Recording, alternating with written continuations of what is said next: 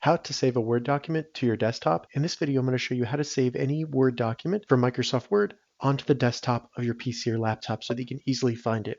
And if this video helps you, please consider giving it a like and also subscribe to my channel because that really helps me out. So as you can see here, I have a resume open. So you want to have a document open, and within Microsoft Word, just go up to the top, select File, and then go down and select Save As. After that, select Browse. It'll bring up a little file explorer here, and all we need to do in this left side right here is find desktop. It might be under this PC, but you just want to find and select desktop. Once you've selected desktop, go ahead and give it a name and then select save. So now when I minimize Word, you can see that I now have the Word document saved to my desktop. One other step I want to show you, if for some reason when you save, you only see save a copy or info print, you can either save an additional copy of it, or if you want to have the save as option, go up and turn off autosave, and then when you go to file, save as will be there.